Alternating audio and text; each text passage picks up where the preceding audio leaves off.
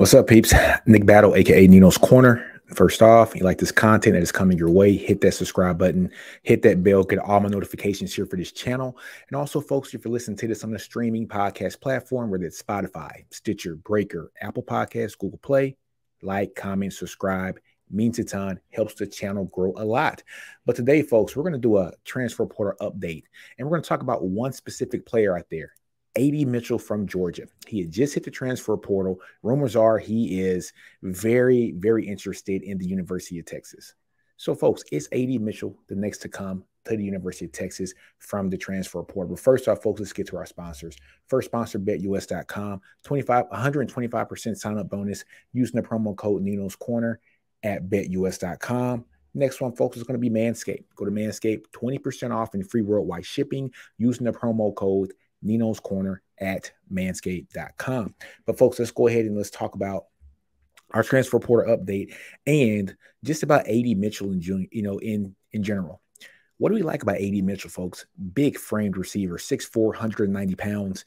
He's a guy that has caught a touchdown pass in every one of Georgia's college football playoff games. Alabama, TCU, Ohio State. I mean, he has caught a touchdown in every one of those games. Big play receiver. He's a guy that I feel, folks, with the plethora of weapons that Texas has here for the 2023 cycle. He's a guy that if he comes to Texas and if he does commit to Texas and transfers, he has the opportunity and the ability to have 700 plus yards in the season. If Texas is able to pull a guy like A.D. Mitchell, he is going to do exactly what we thought we were going to see from a guy like Isaiah Neyor last year coming from the University of Wyoming.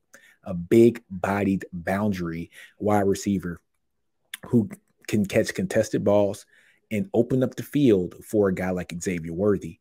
If A.D. Mitchell comes here, it'd be glorious because he can take those deep routes, go to those contested balls, track the ball, and it will allow a guy like Xavier Worthy, speedier guys like a Brennan Thompson, guys like Jordan Whittington, Savion Red, guys like that to cook in the middle of the field and not have to worry about going for those deep routes and allowing a guy like A.D. Mitchell and Isaiah Neyor to compete against each other to get those contested catches and those deep balls and let our smaller wide receivers do damage in the middle.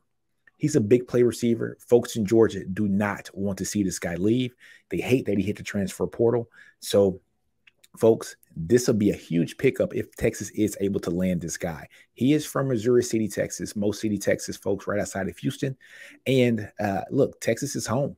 So there's a lot of buzz around Texas right now that A.D. Mitchell might be the guy that is going to come here to Texas from the transfer portal. We shall see. Rumors are that he's already on Texas campus visiting. So we'll see how that comes about. But he's a big play receiver, and he'll be a big play receiver in anybody's game. We just saw in the spring game last year, he was the player of the year for the spring game.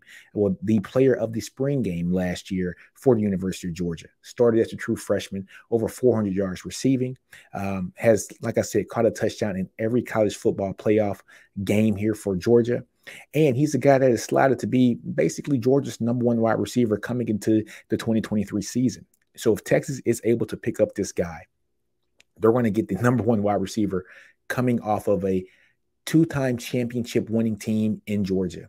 The only reason he didn't play a lot this year, folks, he had a high ankle sprain. So please, when you look at those numbers for the 2022 season, just understand that he had a high ankle sprain and didn't play a lot this year. His freshman year, he was very explosive, did a lot of good things.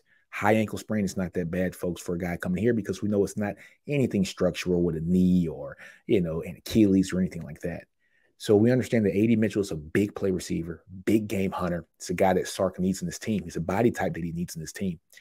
As we can see from the recruiting cycles, 2022 cycle, getting a guy like Brennan Thompson, smaller receiver. Savion Red is a guy that's a lot like a, Jordan Whittington.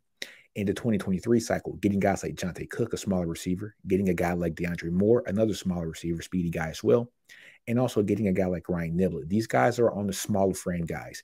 Having a guy that's 6'4", 190 pounds, that is pretty much exactly what we kind of wanted when we got Isaiah Neyor prior to him going down for injury, bodes well for this team, giving us a different body type at that boundary wide receiver position.